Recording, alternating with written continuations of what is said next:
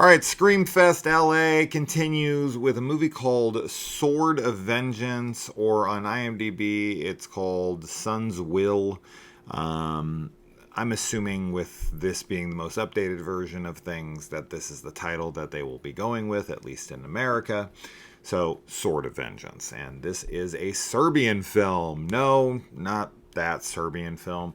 Whenever you name your movie something like that, like a Serbian film, then anytime anybody talks about a movie from Serbia, they're going to have to be like, no, actually not that. Especially since one of the stars of this movie is one of the stars of a Serbian film.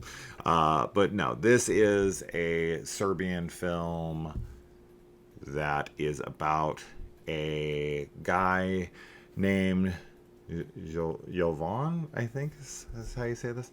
And he is looking for his sister. He is in this like Mad Max style apocalyptic world, and he's also trying to find this legendary sword, and he's gonna make his way across this war-torn world to find his sister, and he meets some people along the way, including this lady who he sparks a relationship with, and it's kind of like the classic hero's journey. And this is definitely not like horror.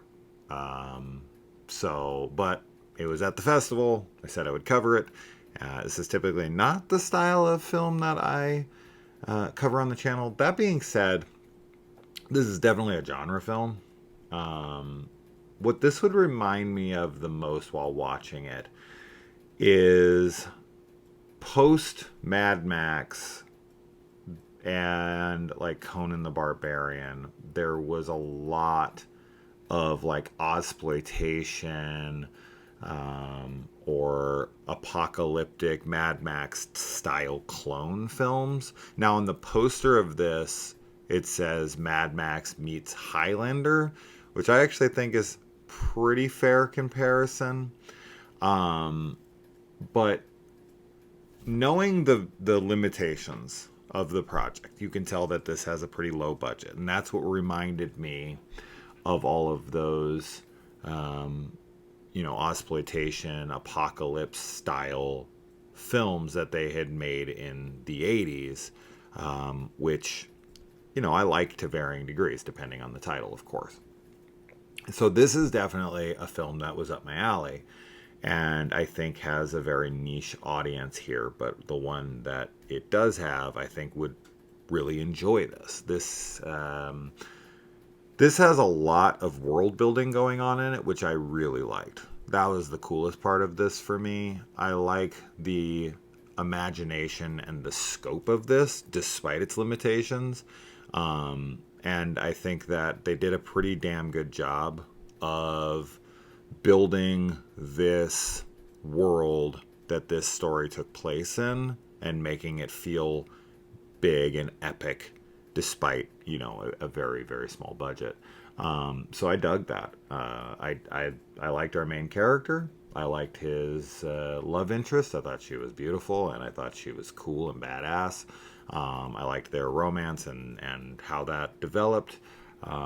There was definitely things that I was having a bit of a hard time following. Now, some of that has to do with, reading subtitles quickly and trying to take in this whole other world and trying to understand the rules and whatnot of this world and kind of like how society has developed and what the different factions' rules are and customs and stuff like that. And also like, these kind of like this fabled lore that's being established too, because the way that this story is being told is through this musician who sat down at like a pub, and these bandits or bad guys or whatever are like holding them at gunpoint and telling them, you better play us a song, and we better like it or you're dead. And so this very mysterious It's definitely not a guitar. They kept calling it something. It's like a one-stringed instrument. I don't know what this instrument is, but he's like, you better play this. And while he's doing that, he's like telling them this tale, and it's broken into segments as he kind of like stops. I liked that approach. I thought that was cool. I think that has a lot of good style to it. So yeah, I mean, this is definitely the type of film that I feel like I would need to watch at least one more time to really get all of the happenings of what's going on with like these people, right? There's like the Soaked, and there's the what were they called? Like the I watched this a few days ago now. Something with blood in the title, blood blood. Wow, I can't remember. But boy, anyways, if you watch it, you'll know what I'm talking about. There's a bunch of different like factions, and then there's of course like this culmination of this brewing war that comes to a head and blows up. They have some cool Mad Max style characters. This guy wears this like iron mask that kind of reminds me of Casey Jones. He was pretty cool. And yeah, I mean, I don't think that everything works, but I do think some of the reason why things may not work is because of the budgetary limitations. But that's also what gives it its charm. But yeah, I think that if you're someone who's super into the old swords and sandals style films of the 80s, where they were pumping out these uh, you know exploitation films to capitalize on the popularity of and the success of lower budget features like a Mad Max, then I think you should definitely give this a shot.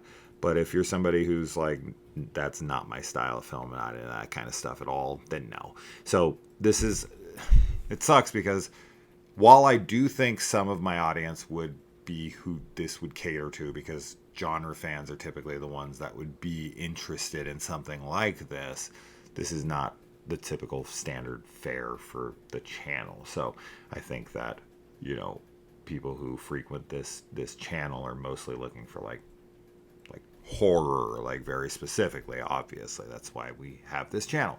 But I do think there's a good crossover of the horror genre fans and the like fantasy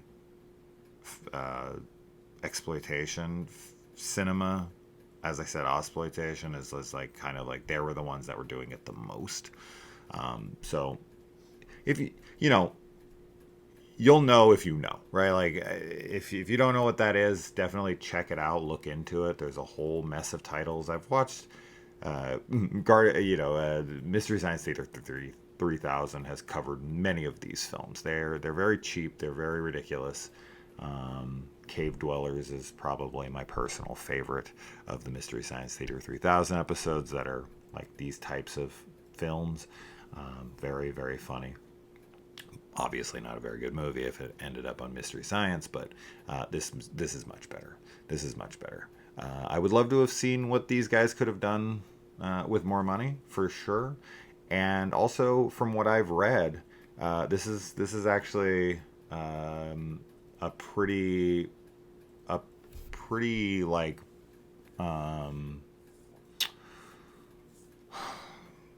like over in Serbia. It's a big departure, is I guess what the word I was trying to come up with, from the typical movies that they make over there. So when I was reading, and that was cool. That was cool to get context from people who either are from Serbia or are familiar with the Serbian filmography. I'm not. The only Serbian film that I know off the top of my head is a Serbian film, and the reason I know that that's Serbian is because the literal title tells me that it is. But from what I've read, this is kind of a massive break away from the normal style of film that they make over there. They mostly make like like historical films and dramas and mafia style films. And this kind of style of film is very, very rare, or if not ever done. And I think that's really cool. And I think that this is pretty epic. I mean, they have a lot of people in this film, and there's a lot of extras, and they have these, you know, these pretty big sets, and they have some CGI landscapes that actually look pretty good. So they put everything they had into this. This is definitely a passion project. This is definitely something that somebody put a lot of, or well, somebody's, lots of people put a lot of effort into, and I think the result is quite good. I have complaints. I think there might be some plot holes here and there. I think that there is some the storytelling probably could be tighter. This is almost 2.5 hours long. That was a bit much. I do think they did tighten it down though. So from what I read, people kept saying 2.5 hours, and this was shorter than that. This was two. It was shorter than that for sure. So I do think this might be a tighter edit. They were probably listening to those people. So it still is a bit long, but I do think that it does kind of get a little confusing at times. So I don't know. I don't know what would have fixed that. Maybe just a multiple watches or speaking the language might have helped. But yeah, this was an interesting one. Definitely the most unique of the festival. Nothing like this, else in the festival, even remotely close. But where else would you play this, right? Like, what other kind of festival do you play something like this at? I guess like a science fiction fantasy, right? Which those just, there's not as many of those. So anyway, that's that. Sun's Will, aka Sword of Vengeance, which seems to be the going title now. And look out for it if you're into these types of flicks, and check out a trailer. And let me know if you watch it. And I'll see you in the comments. Adios.